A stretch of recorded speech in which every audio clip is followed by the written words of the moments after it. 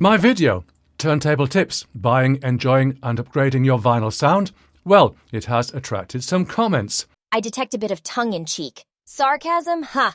Keep coming back, you almost had me. I have never felt less enthusiasm for listening to music in my life. And it's not even a full day old yet. I can see that some clarification is needed. I like music and I like audio. Oddly enough, there are a lot of people just like me. There are, of course, some people who only like music and couldn't care less about the audio. A Roberts radio will do, or a Crossley. People who like audio and couldn't care about the music, well, I don't think I know anyone like that. But if this applies to you, then please tell us more in the comments. But anyone who watched my video, surely they like both music and audio. Okay, you're going to ask me what's the difference. Surely if you like music, then you're going to want a good audio system to play it on, so they go hand in hand. Let me explore this. I like music. I like classical music in particular. I like making music, though whether anyone ever likes the music I make is an open question. Of course, I like the popular music that I was exposed to in my formative years, and I've taken a bit of a liking to Wet Leg just lately. But if I take classical music as an example, I like to hear it live. That absolutely is the best way, and recorded or broadcast classical music is only a pale imitation. Live classical music, with rare exceptions, doesn't involve anything anyone could possibly class as audio. So that covers the music. What about the audio? Well, back in my youth, before I entered pro audio, I was a bit of a hi-fi enthusiast. As I said in my Turntable Tips video, I had a Garrard 401 turntable, SME 3009 tone arm and a Shure V15 cartridge.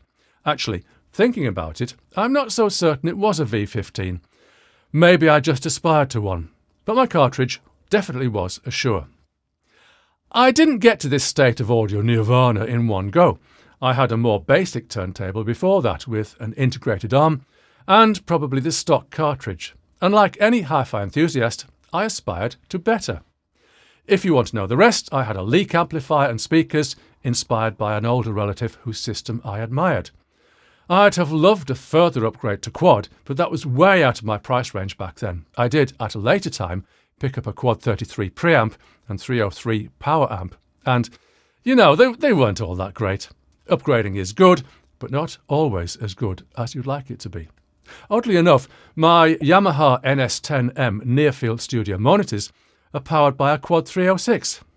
It serves its purpose. The thing is, though, that back in the late 1960s and 1970s, we had a golden age of hi-fi, an age when you could aspire to better, upgrade and get better sound. It was an age where being a hi-fi enthusiast really had a point. You could enjoy the music more as well as enjoying the audio. I suspect that this was actually only a silver age, and the real golden age of hi-fi was the 1950s and early 1960s, because the improvement in technology over that period was more dramatic, and you really could hear the difference. The problem with audio now is that it's too good.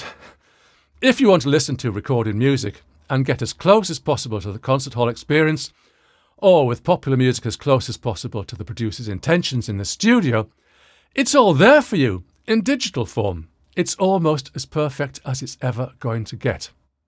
24-bit lossless streaming isn't universal yet, but give it a year or two and it will be. After that, progress is finished, because nothing will make any audible difference. Now, as a former hi-fi enthusiast, I find that a bit sad. I enjoyed my hi-fi experiences back in the day. And although now I personally lean towards the actual music, I've wondered how an audio enthusiast might go about practicing and enjoying their interest. This is significant. For the audio enthusiast, digital is played out. The possibilities are exhausted because it's as good as it's ever going to be, already beyond the limits of human perception. So the route to audio fulfillment, and by that I mean endless increments towards fulfillment because the journey doesn't have an end, is analog. And analog audio starts with vinyl. So if you haven't watched my first Turntable Tips video, please give it a watch now, and please comment, because I don't know everything, and I'm just one guy, and I can't cover all possible shades of opinion. And your comments will inspire my further Turntable Tips videos. Oh yes, They're coming. See you soon.